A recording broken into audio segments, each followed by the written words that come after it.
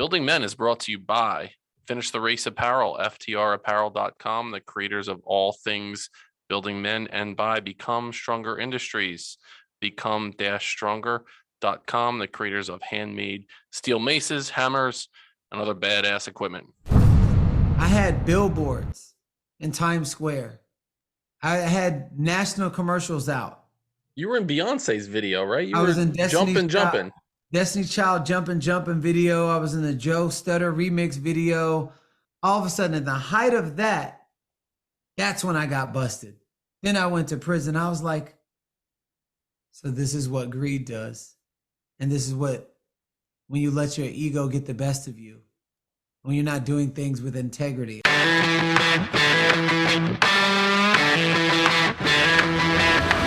You're listening to the Building Men podcast with Dennis and Anthony Miralda, brothers on a mission to help you become the strongest version of yourself, mentally, spiritually, emotionally, and physically.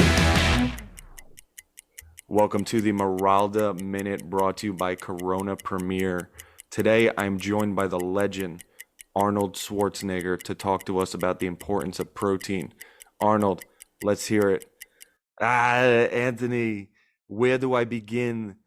Protein is the most fantastic macronutrient that you could possibly consume. This is because it helps rebuild all the muscles you're working so hard to break down in the gym, makes them look nice and swollen and juicy. It will help you recover and eliminate all the muscle soreness that everyone hates so much. And because protein keeps you nice and full, it helps with those cravings. So you will stop snacking at night. Stop it. Stop it. So put the cookie down and pick up something with more protein.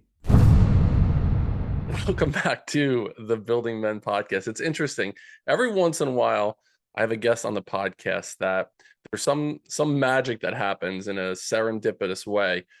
I'll take you back for the Building Men audience. Episode 106, we had on Cal Callahan, and that was December 28th of 2021. And as I'm doing the research for Cal Callahan, listened to a lot of his old podcasts that he had done, and I was just a big fan of Cal, and he was one of the guys that reached out to me very early on in the process with Building Men, and I just hold him in very high regard.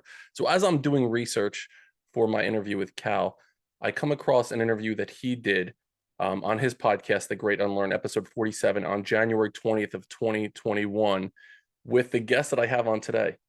The episode was called Change Your Mindset, Change Your Life.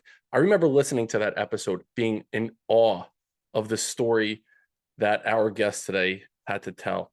And I remember thinking, I need to meet this man. I need to talk to this man and just tell him, first of all, that his story had a profound impact on my life.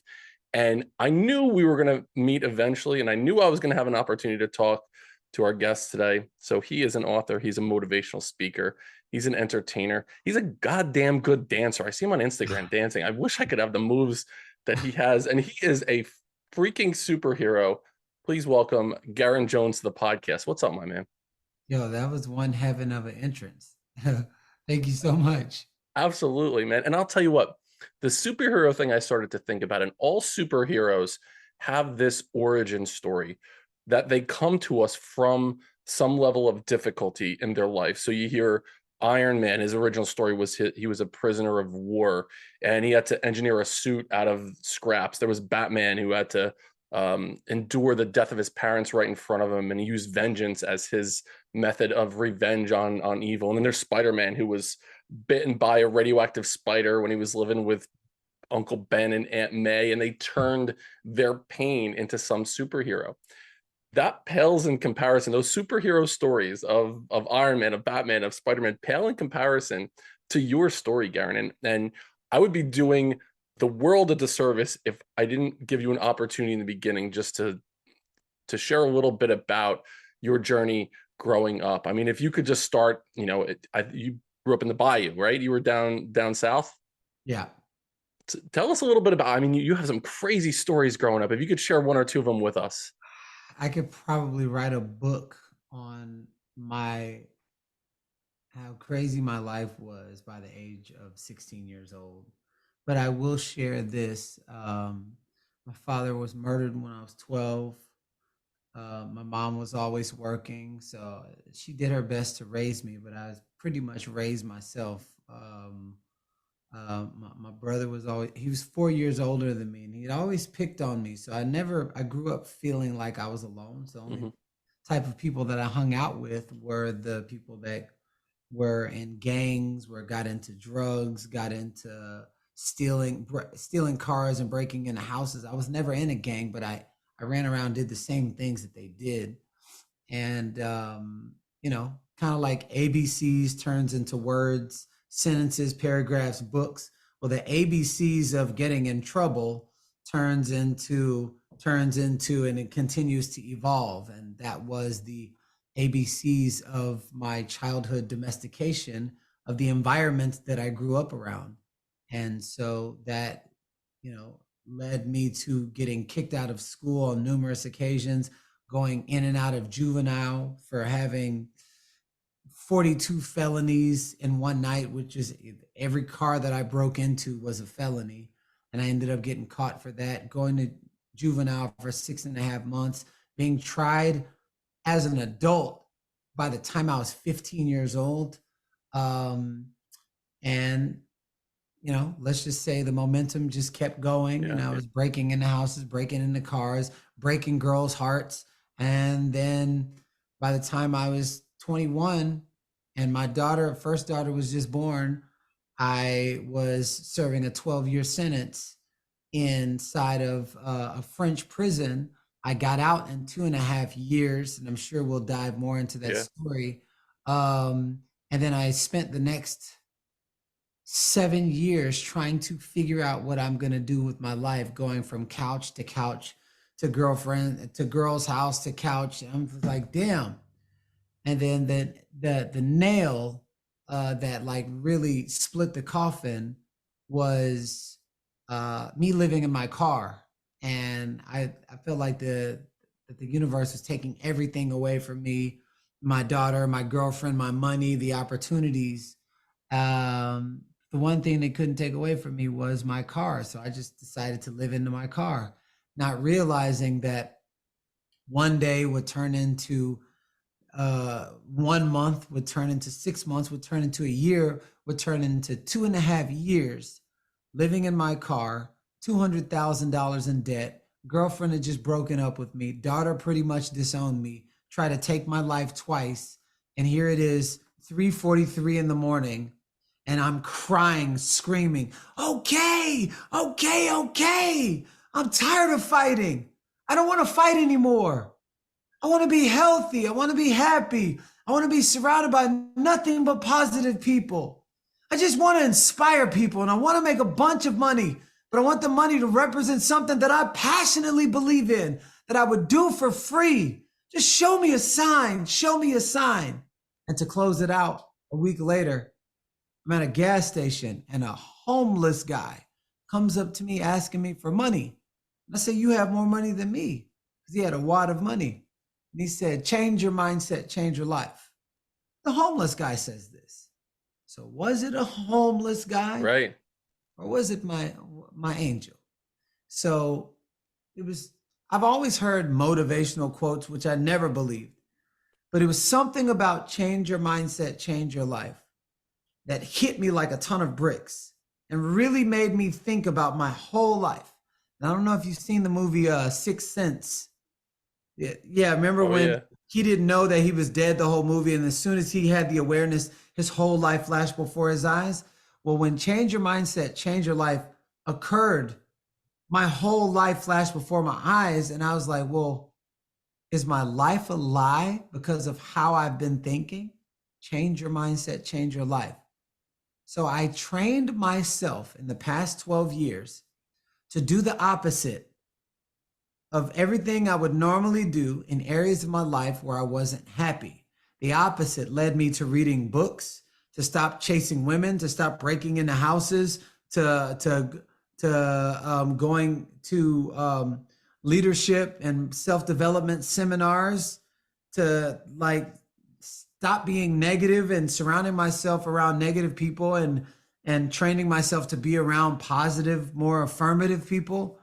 And since 12 years, I've been able to not only reverse my income, but become multi seven figures in several different companies, retire my mom since 2015, own several properties, be married to the love of my life, have a new daughter, and just launched a new business 6 months ago, which is already at 7 figures. So it's like I'm the exact inverse of where Yep. I was 12 years ago, almost to the date.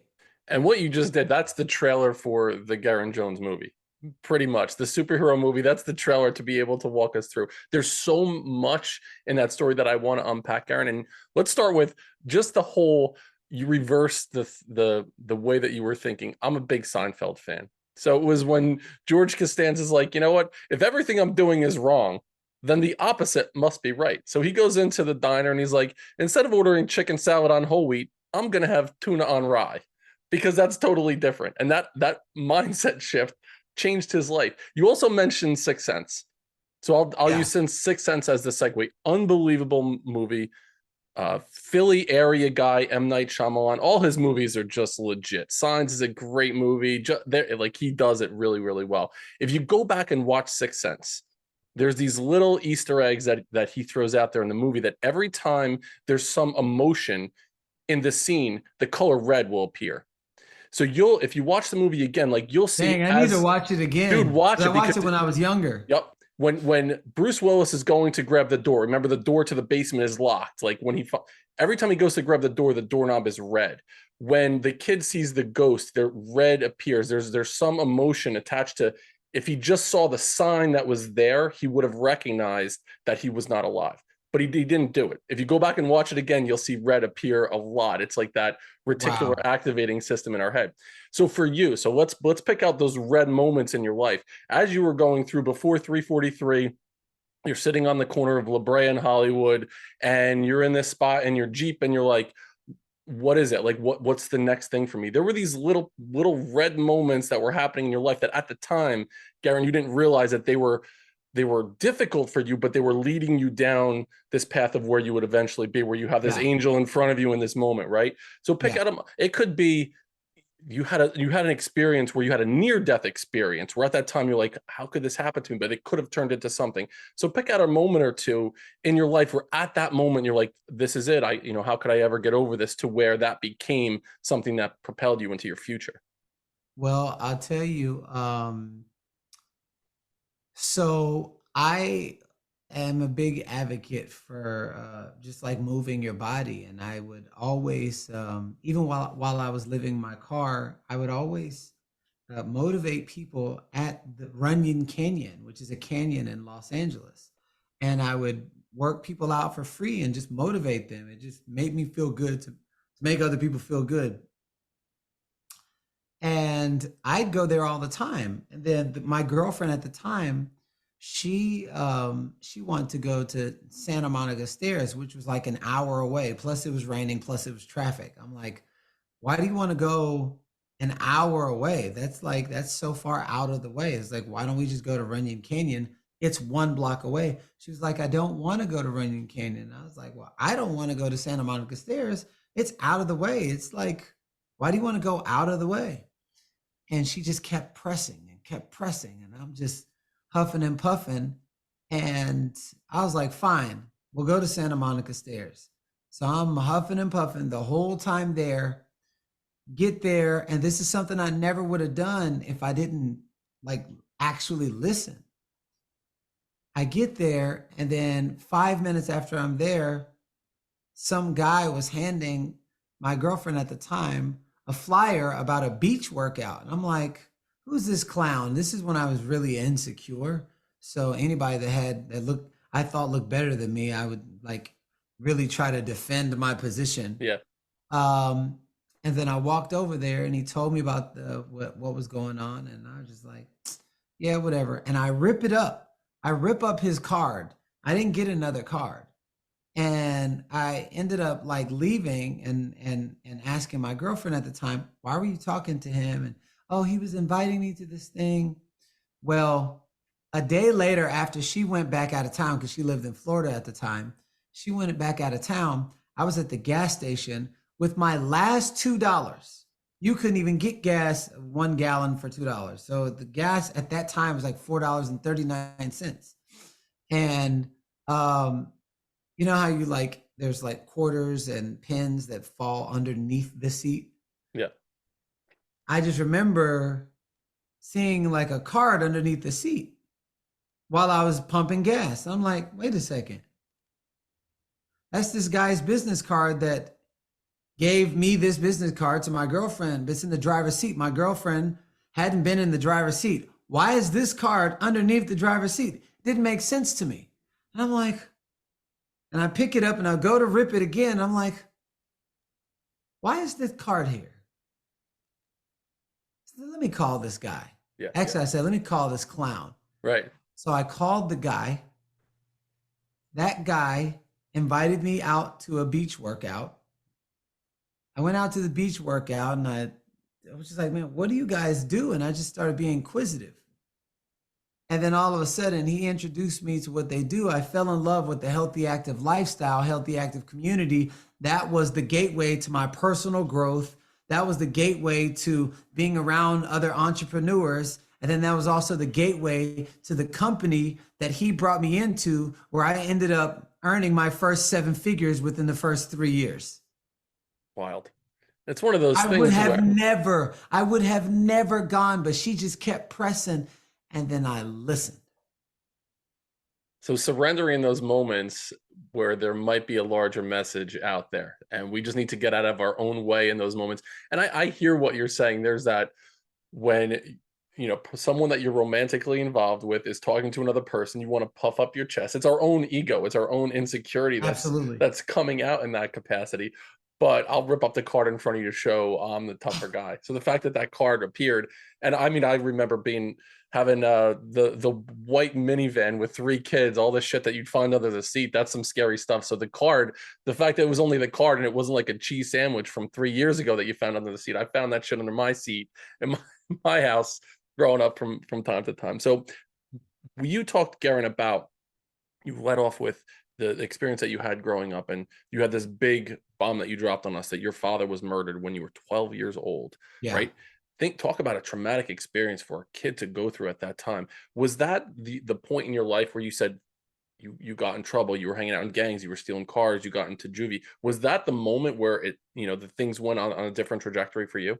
Yep. And what's even worse about that story is I blamed myself, because we're going to take it all the way back even further to when I was 4. My parents were separating. My mom said, okay, you got 30 minutes before we need to leave. Pick which parent you want to go with. Oh. So just imagine someone giving that level of responsibility to a 4-year-old. And I remember saying, I don't want to do it. I don't want y'all to separate. I don't want to go. And my whole life, I've been late for things. I've procrastinated. I waited to the last minute when it comes to packing. And I think I can get anywhere in the world in 30 minutes. And I'm like, where does that come from? So one day I was doing a deep meditation, and it took me right to the moment where my mom said, pick which parent you want to go with. So decision was connected to the feeling of dread. Being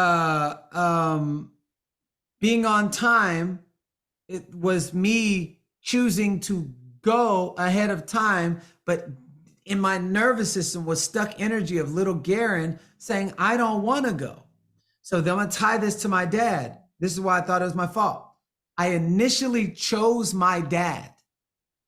So we were driving off. My brother chose my mom. So I'm watching them get smaller as the car drives away. And what I now know is my intuition comes up and says, go with your mom. Tell them to stop the car, stop the car. So at 4 years old, I'm saying, stop the car. I want to go with mom. I want to go with mom. I want to go with mom. So my dad ends up stopping the car, drives back. I end up going with my mom. Several years later, 8 years later, my dad was murdered. And I said, well, if I would have originally chosen to go with my dad, maybe that wouldn't have happened. So it's my fault that he's murdered. So that in itself, it's like, not only was he murdered, I also blamed myself. So I didn't know how to deal with that kind of energy. So I took to the streets, breaking the cars, stealing phones, and stealing money and doing all this kind of stuff so that I would distract myself from the guilt and shame that I felt by not choosing my dad, because I never thought about what he may have felt by me leaving him and not choosing him. Yeah, that's some deep stuff for a kid to carry that for such a long time, Garrain. And when you think about it too, you speak about it, and it's something that I wholeheartedly believe in my own practice, is you need to find the root of that pain, right? So, and that might have been paved over by years and years and years of shit and concrete or whatever, but you have to chisel it away. You have to reach down, find the weed at its root to be able to pull it out, because otherwise it's window dressing and you're really not addressing the problem. So for you, that was the root. The cause of everything else that you were going through was that experience when you were driving away with your dad and you told him to stop. What did little Garrain need to hear then? Like, if you could go back and talk to little Garrain, I already did. What did he? What'd you say to him? So basically, I had another deep meditation, and it went back to that moment. I was like, I didn't know this was still in here. It's like, Garrain, because you never cleaned it up at the root. And so a friend of mine was with me when I was going through this process. And then she asked me, what does 100/0 mean? And I said that it means you take 100% responsibility for everything that you do, with zero excuses for why you can't be or do your absolute best with every occasion, with everybody you come in contact with. They said, do you think your mom was responsible in that moment? I was like, no, nobody in my family's ever taken responsibility for their actions. I'm probably the only one. They said, well, in your mom's highest light, in her highest self, in her highest intention, do you think that she took responsibility? I said, oh, absolutely. They said, so in your mom's highest light, not in this human context, in her highest light, why do you think she would have given you that choice? And I was like, oh my God, my mom gave me the freedom to choose my own destiny. She didn't, most parents would force, you're coming with me and you're coming. My mom, in her highest light, trusted. Most people become a man or a woman, like really, when they get kicked out of the house and they got to start making decisions. And so I made a powerful decision when I was 4. So I was actually ahead of the game for most people who don't. Everybody makes decisions for them. I had been making decisions all my life, wondering why my intuition is so strong. My earliest memory of my intuition is when I was driving away in my dad's car and it came up. And I was like, wait a second. Deep trust leads to intuition.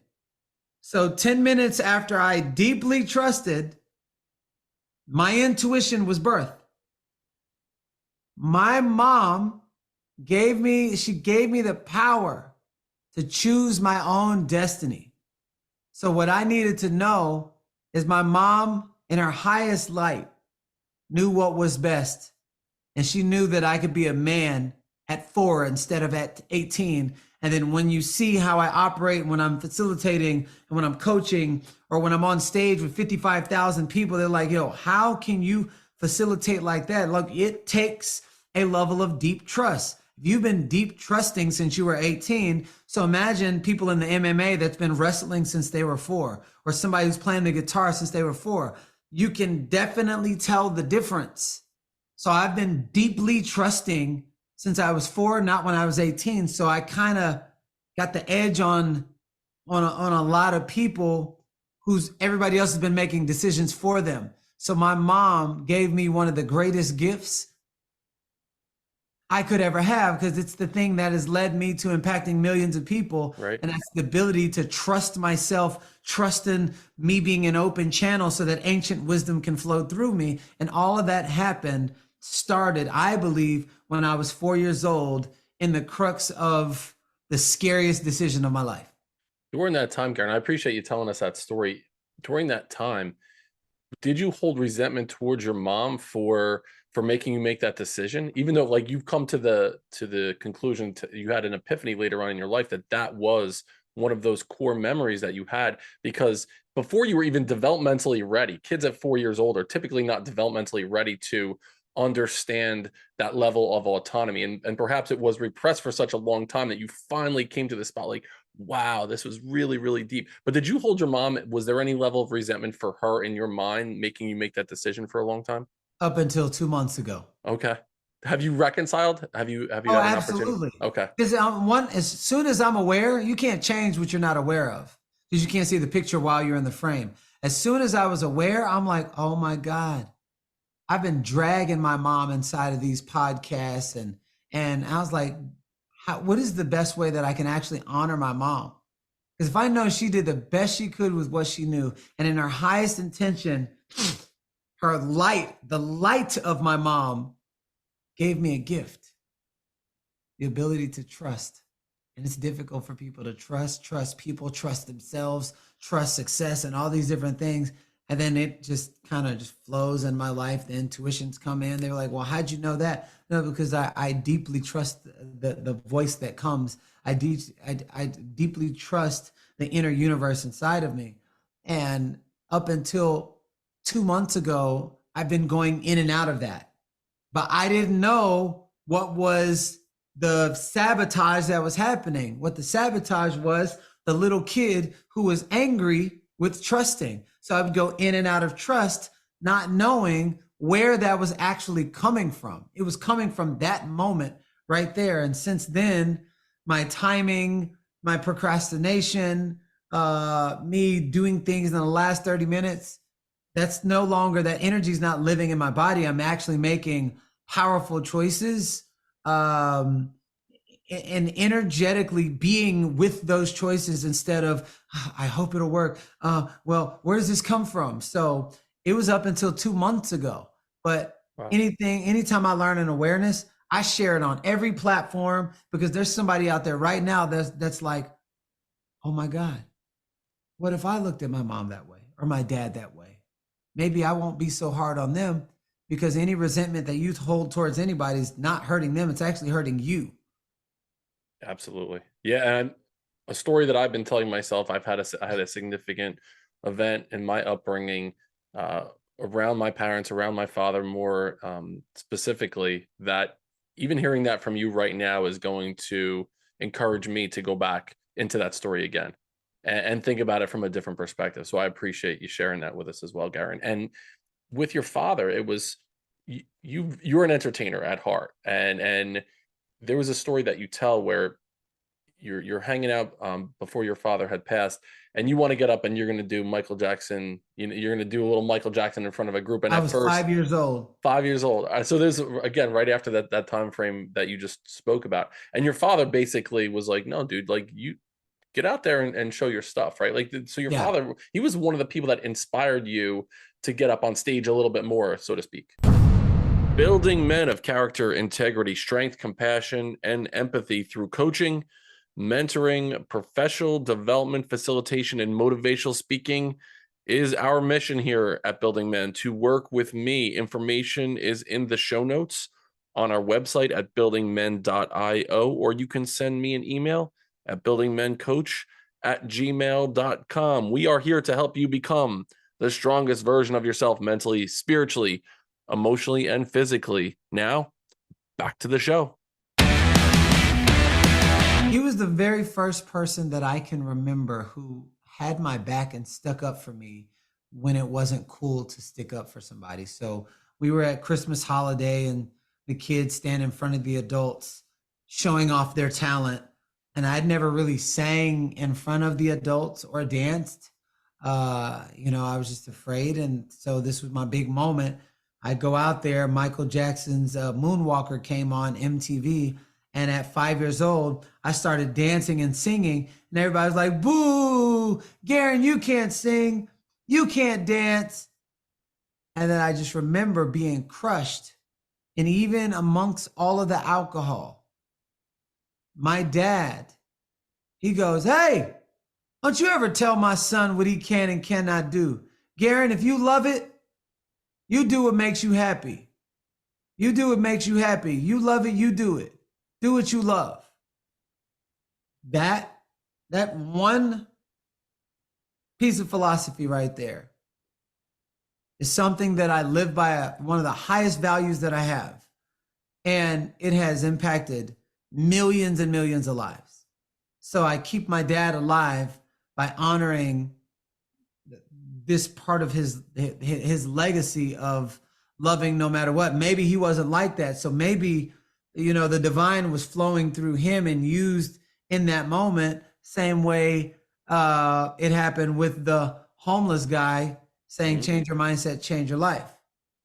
And it's interesting too, the balance between your father giving you that boost, that he has your back, you have the confidence now. So like the sensory experience, so you're hearing that from your father, you're seeing him in that moment.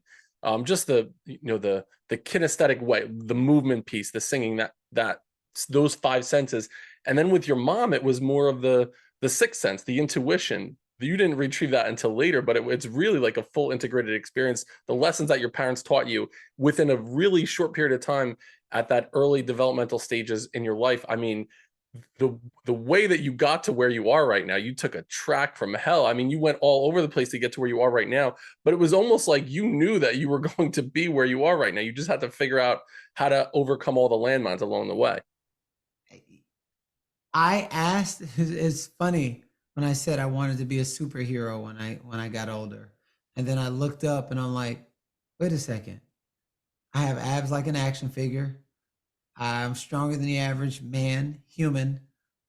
I save and change lives all over the world, but I don't know any superheroes that didn't have to overcome hardship in order to obtain their powers.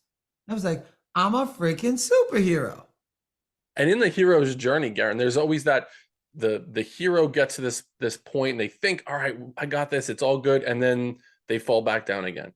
So for you, things started after you went through that experience in high school where you were in juvie and you're boosting cars, and things started to go right for you. Like you people started to recognize, like, here's a good looking guy, like maybe he could be a model someday. Like you started to get some notoriety, you started to hook up with some people that you were in, starting to be an up and comer in the entertainment world. And then that hero's journey piece where everything crashed down on you again. So take us through that little journey in your life before we get into the prison in France.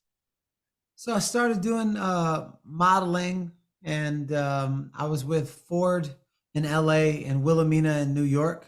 And I'm doing all kind of runway shows all over the world, doing billboards, doing commercials, music videos. And I'd walk around and people like, oh, you're that guy in this commercial or this video.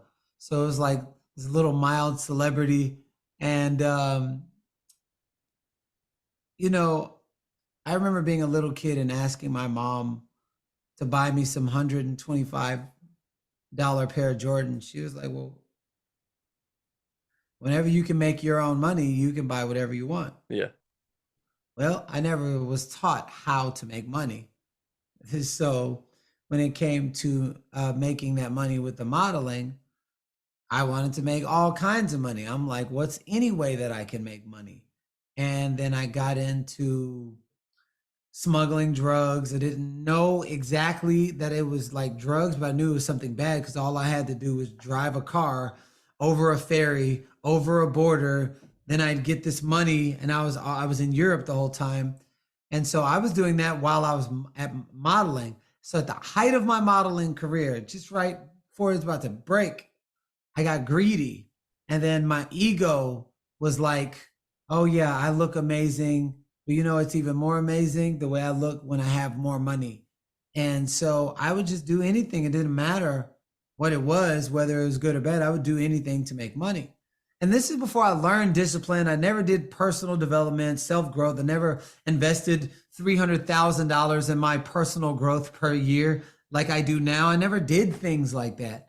And so my mentors was pretty much the people who taught me how to grow up, which was the streets and the people that I ran with in the streets.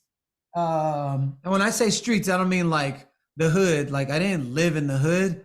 It was just, I hung out with a bunch of bad kids in the streets, running the streets, and breaking into cars, breaking into houses. And I want to make this clear because one time I said the streets, they're like, man, you ain't from the hood. I was like, I never claimed to be from the hood, but I did run in the streets doing crazy stuff. So when all that happened and I got busted I had billboards in Times Square. I had national commercials out. You were in Beyonce's video, right? You I was were in jumping. Destiny Child jumping video. I was in the Joe Stutter remix video. I was in a bunch of videos at the same time. L'Oreal hair commercial, Old Navy, doing all kind of runway. And Nietzsche was in magazine spreads and covers and everything. All of a sudden, at the height of that's when I got busted. Then I went to prison. I was like, so this is what greed does. And this is when you let your ego get the best of you, when you're not doing things with integrity. And I let all of that. So when I got busted and I'm in France, all the way in France, I'm like, what am I doing here? I don't belong in nobody's prison. I just had a newborn. I just had a daughter. And now I'm in prison. And all of this, I got billboards on Times Square in prison in France during a time where damn near the whole of Europe hated George Bush. And you had that moment, right, where you're like, I climbed out of this despair that I was in. I reached this pinnacle. You're seeing your face in lights. And I'm sure you're getting a ton of pats on the back and this praise based on who you were. So there's a poem called The Man in the Glass. And the last stanza in the poem goes, you may fool the whole world down the pathway of years and get pats on the back as you pass, but your final reward will be heartache and tears if you've cheated the man in the glass. Ooh, that's good. The Powerful, right? In the glass. And so when I was a middle school principal, Garrain, I would have the kids. I ran a building men group for kids. It was a boys social group, something that you probably would have absolutely loved being in. We sat together and we talked about shit that we were going through at that time. But I made the boys memorize that poem because it comes down to people around you. You can get all the accolades. It could look a certain way. You can have the house on the hill, the white picket fence, whatever. But if you're looking at yourself in the mirror and there's still that void there, there's still, you haven't reconciled that, then what are you? And you were in your own personal prison internally, and then you were actually in a physical prison. I manifested that. Right, exactly, sure. Exactly. So now you're there. You had a 12-year sentence. Correct me if I'm wrong, a 12-year sentence that you were able to get shortened. How did that happen? So I was there for a whole year before I even got sentenced. The way they do it in Europe is completely different than America. America, I guess you're innocent until proven guilty. There, you're guilty and you got to prove yourself innocent. And plus, I was like the only American in the prison. So it's like a little bit harder. Right. And you did it too, right? Yeah, and I did it. And I tell you, so I'm there whole year. They sentenced me in 2002 to 2014. That was my sentence. And I'm just like, oh my God, my life is over. I just had a daughter. Like my life is over. And I remember the day I was just like, what could I do in here that I wouldn't normally do out there? And I just remember asking that question. And then they allowed us to watch Shawshank Redemption. Movies once a month. Shawshank Redemption came on, which is a movie that's based out of prison. And Tim Robbins says, oh, they can take anything they want away from me, but they can't take away my mind. And I was like, oh, wait a second. If they can't take away my mind, I'm no longer in prison. And I said, hold on. I know why I'm in prison. Because when I was free, I used to say, I feel like I'm so far away from where I'm supposed to be, like I'm in prison inside of my own body, to the point where I manifested being so far away in a prison. And I said, if I can put myself in prison, well, in that case, I'm a free man.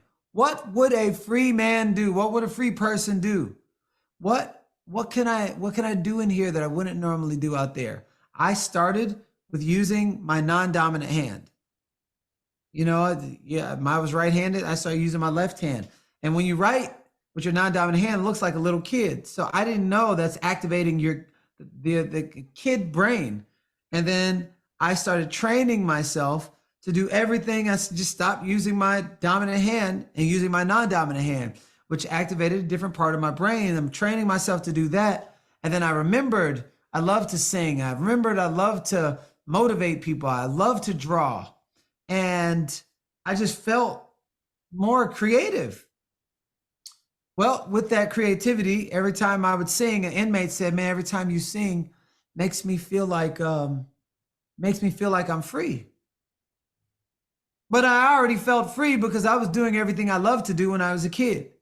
I was taking my joy, and it was just my cup runneth over, overflow.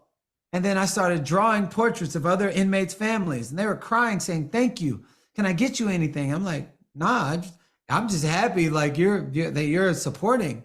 I mean that I'm just happy that you love this." And then a little voice inside goes, "Garrain, run. You love to run." Nobody else was running outside. They were either fighting, stabbing, drugs, lifting weights. Nobody was running. And in the midst of that, little voice inside, "Garrain, run. You love to run." So after a long while of me negotiating with whatever that little voice inside was saying, I started running. And in 30 days of nobody running, in 30 days, 62 inmates were running with me. And there were less fights, less drug deals, less stabbings, everything. When I felt free, not when I'm saying free, there's a lot of people trying to, the president is taking away our freedom and this person is taking, can't nobody take away what only you can give to yourself. And I know because I was actually in prison, and in losing my freedom, I actually discovered my freedom. So I'm speaking from actual personal experience. Nobody can actually take away something only you can give or take away from yourself. So here I am all the way in Europe, in a French prison, living as a free man because I'm doing everything that I used to love to do as a kid. And there was less fights, less drug deals, less stabbings. And when I felt free, when I embodied the characteristics of freedom, they called me into the office and they said, "We retested the drugs," which they had no reason to retest the drugs because they'd already did it 3 times. It was 6.2 kilos of heroin every single time. And when I felt free, 2.5 years later, we retested the drugs. 90% was fake. And for the amount that was real, you've already done the time. You're free to go home. Wild. You were a modern day Andy Dufresne, Tim Robbins' character from Shawshank Redemption, which is, in my opinion, one of the greatest movies of all time. One of my top 3 movies of all time. And it was about not giving up hope. The thematic piece of that movie that sticks with me is he was there wrongly accused, and he never gave up hope. And what he did, which is what you did, he inspired people to become better. So he was helping people read. He established the library there. He helped the one guy get his GED from high school during that time. You were doing the same thing. And once you're able to free yourself from that prison mentally, the freedom from the physical prison manifested itself because of what you were doing there. So that is an awesome story. I absolutely love that. So now fast forward, you get out, you're back in the United States. You mentioned you were living in your car for 2.5 years. You were in a ton of debt. You had that moment at 3:43 in the morning, that epiphany that happens. So from that moment where you made this shift, where you change your mindset, you can change your life. Take us from there to, I mean, there's a million things that I'm sure that have happened during that time, but to where you are now. So what things happened from that point into now that you're living the dream, you're successful, you're inspiring millions of people? I would say the turning point was one of those, the effect of change your mindset, change your life. I used to go to the nightclub every single night looking for a different girl to sleep with. And I said, well, what if I started going to self-development seminars? Because I heard people in the health and wellness community talking about leadership seminars and these free workshops and everything. I was like, what if I started chasing the better version of myself?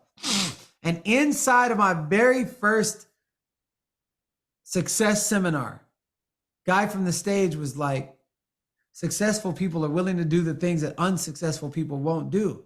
And I was like, well, let me start paying attention to successful people then. And he was talking about leaders or readers. I'm like, man, I would read a good book and then I would just stop thinking that I got it. He's like, no, you keep a good book and keep reading. And so I'm learning all of these different tools and strategies on mindfulness and on how to become a better version of myself.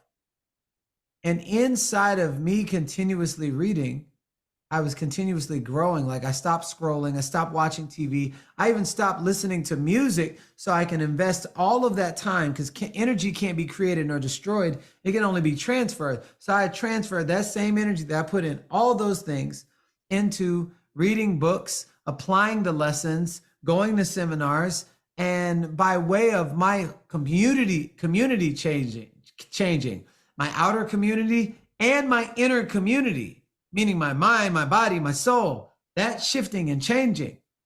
My results of my life started matching who I was becoming as a person. And I was just around a bunch of healthy, active lifestyle, people talking about having better health, changing the world, one healthy person at a time. Then I got some new friends that are talking about entrepreneurship, building businesses, and I just kept listening. I'm just like, man, all of this is part of my opposite. So with the same energy that I used to sleep with different women every night or break into 62 cars and do all these different things, I put that same energy into continuously evolving. Well, life is not happening to you, it's responding to you.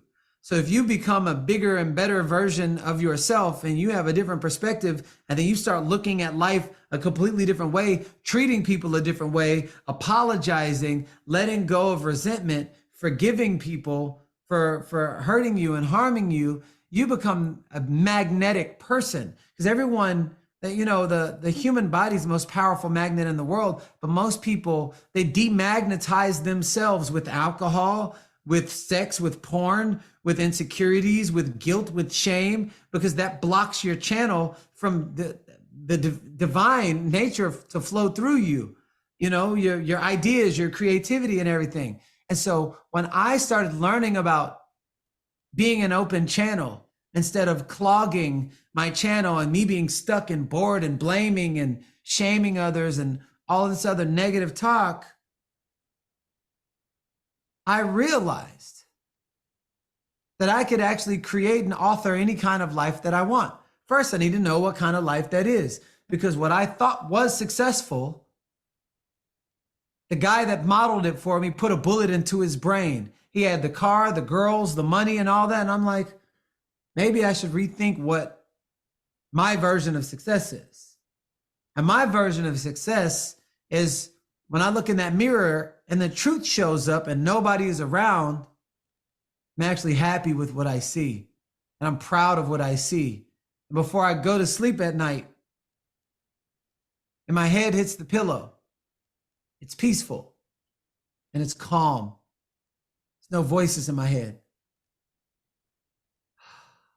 But what it takes to get to that point in my life is the person with the houses, with the cars, with the beautiful woman, with the beautiful life, and the beautiful himself. So my life is a direct depiction of how I'm choosing to live my life. My house is a reflection of me and my wife. Our money is a reflection of me and my wife and our family dynasty. And so we've learned to live inside out instead of let the outside affect the inside. I love that. And you talked about it with Tom Bilyeu, and you talked about the power hour idea, right? And it resonated with me in that I went through a renaissance period 2.5, 3 years ago where I changed everything. I was overweight, I was drinking, I was watching porn, I was I was a mess. I was overweight. I was doing everything wrong that you could possibly do.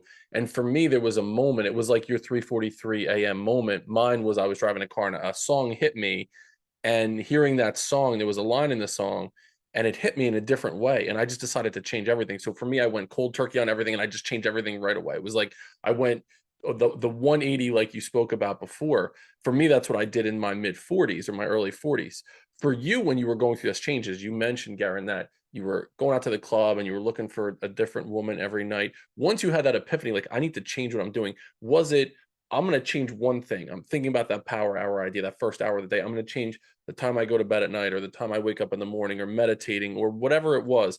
Did you do one thing and get good at it and then do the next thing? Or were you just like, I am all in, I'm changing everything? Well, I wasn't either of those. I just started. I'm just going to change everything that I normally do. I'm just start doing the opposite. Normally, I would use gel soap. So change your mindset, change your life. I'm gonna use bar soap. Normally, I would take the escalators, change your mindset, change your life. Use the stairs. So I didn't know that by me training the opposite into into my frequency, that I was building new neural pathways. I didn't know that that was happening. And so, since you can't see the picture while you're in the frame, I'm getting results, but I couldn't articulate them. If you can't articulate your results, you can't teach them to anybody. And so, you can only model a certain behavior. So as I kept doing that, and then I started going to the emotional intelligence courses, learning about interpersonal skills, doing 10 days of silence, 10 days of dark, just doing all different kind of different modalities. They were always giving me language to be able to articulate certain new perspectives that I had. And then once I had that language, all of a sudden I started sharing it with people, instead of saying, they're like, how are you pulling in all these people? How are you doing all this? I was like, listen, I just dance every day. That was my thing. It was very simple, but I didn't know what it was that was happening. When I dance, I open up a portal of permission for other people to actually be themselves, because I'm dancing inside of the frequency freedom, the freedom of the frequency of freedom inside of my own body. So when I'm running, or if I'm dancing, if I'm drawing, it's not the adult doing that, it's the little kid. And this is how I coined the phrase called artist power. Inside of us is a little kid that's an artist. All little kids are artists. They're all creative. They got endless amount of energy, passion, desires. They risk. They're not afraid. But then life lifes you. Then your mom models life a certain way. Your dad, or your adopted parents, or your teachers, or the news, or whatever it is that you're watching in your cartoon, models life a certain way. And then the child starts picking up on that pattern. But that beginner child is so creative. And so what I did in my journey is I found a way to tap back into little Garrain that hadn't yet been tainted by the world. And little Garrain contains all the power. Little Garrain is the one with all the ideas and the creativity. So that's what I call artist power. It's the little kid inside of you. And once you tap into that main line, it unleashes a power. And now this is what has led me to teach people how to awaken the artist within. It's ultimately awakening the little kid within. And I'm not talking about this little clumsy kid, but it's the kid energy. It's the energy of the little kid who said, I want to be president of the United States, but now you work a 9-to-5 job out of security and fear and get paid less than your value. What happened to your original dream? You gave up on that. So what you did is then you start plugging into your mom, start plugging into your dad or your brother, and everything you do is like them. So you literally stage yourself outside of your real self, which leads to the loss of self. It's the journey that we've gone on today, my man, has been absolutely tremendous. And I think back to the very beginning, I truly believe like you are a modern day superhero in everything that you're doing. And when you go back and you look at the story again, bringing it back to Sixth Sense, all those little things, those little emotional things that happened to you along the journey, that's where the red would have appeared in the movie, where there's something I'm there gonna watch that that movie today. watch it, dude, and let me know. Send me a message and let me know. But key into it on the journey, and especially in the end when they go through it, it's pretty fascinating. You'll see red come up a whole lot in that episode. But you are an absolute superhero, and when you go back and think about all the things that you've gone through, it everything that you went through led you to here because of your mindset and being able to free yourself from that mental prison. I truly appreciate this. My last question for you, Garrain, is somebody's listening to this podcast right now. They've already got an hour's worth of unbelievable value from this conversation. What's one thing that someone could do? They press pause. This one thing right now that they can do. And if they do this one thing, they can change the direction or the trajectory of their life. I'm gonna give you two things. All right. So here's the two things. One thing is I want you to go back from when you were kindergarten up until now and think about everybody that you've ever hurt in your thoughts, physically, or in your words, that you just left like you never apologized to, no matter what it was that happened in the relationship. Write all their names down. Then I want you to think of everybody that's ever hurt you. I want you to write their names down. And this one thing I want you to do is write all their names down with the intention of reaching out to them and apologizing to them for your part. Don't expect whatever them to respond. Don't wait for a response. Reach out to them and you're clearing yourself. And what that looks like, I'm in the process of transforming my life. And I just wanted to say that I apologize for smacking you on the butt and stealing your gum when we were 5 years old. And they might even brush it off. They might say, oh, I completely forgot about that, but thank you so much. But I guarantee you, the seed that you left with them will make a profound impact.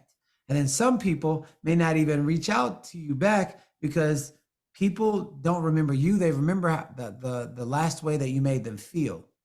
So if you get through like 100 people with the intention of creating a clear channel between you and that other person, but you take responsibility, I want you to notice what starts to make its way in your life. It's almost like the universal order starts to take place and nature starts to replenish itself. That's number one. Number two, what I want you to do is think of one thing that you used to do as a little kid that made you the most happiest, that brought you the most joy. Would you think of that? Whether it be dancing, singing, playing in the rain, or whatever. And I want you to plan it once a week. And it's like you dating yourself. Take yourself out on a date with that little kid. And if it's running, go and run, not to lose weight, not for time, but just to spend time with that little kid. If it's dancing, spend time with that little kid. Do that once a week for at least 30 minutes. And I want you to share, like in your stories, or maybe with me, share how things are starting to shift and things that you're noticing in your life because you actually gave the deepest reaches of your heart actual attention. Love those two. I'm glad you took a second one there. I've asked that question 160 times. That's the first time I got either one of those responses. It reminds me of Billy Madison when Adam Sandler reaches out to the people that he was a dick to when he was in school, and Steve Buscemi crossed him off the list as somebody that he was going to kill. I mean, it's a stupid Adam Sandler movie, but he went through that process of apologizing for something that he had done in the past, owning it, taking that radical responsibility. This was amazing, dude. I really appreciate you coming on the Building Men podcast.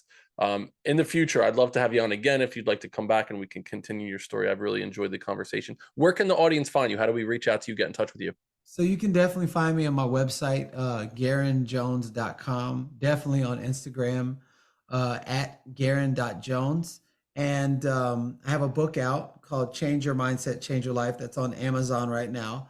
And really excited because I'm known for my leadership and the way that I coach and facilitate. And I've had so many coaches and so many facilitators and so many people who really want to know how to command the audience, walk in a room and people be like, who is that? Because of the personal magnetism that's living inside of you. And I have a leadership program coming up where I'm only taking 20 people, and it's a mastermind that's specifically on all the specifics on how I do what I do, the timing of what I do. You'll learn about speaking, coaching, leadership. If you have an organization, you'll learn how to lead leaders who create other leaders instead of leaders who create followers. And facilitate for anybody that's like facilitating a group of people. And these are something that I've been in the practice every single day for 12 years, and have grown successful groups and organizations all over the world in 55 different countries. And so that starts in January, and it's called Artist Power Leadership Program. And then I have another retreat coming up called Awaken the Artist Within. That's in March. So all of that will be on my website. And I'm really excited to create a space where all the artists inside of Human start living from the inside out, so that we can feel what it feels like to be in a radiant frequency world where people believe in themselves and they're living from their mission and their purpose. Awesome. We'll put all that information into the show notes. The first person that emails me with the subject line Artist Within, I will send you a copy of Garrain's book, Change Your Mindset, Change Your Life, on me. So I will get that out to you. First person that sends me an email subject titled Artist Within. Building Men audience, go one step further than you thought you could go. We'll see you next time on Building Men.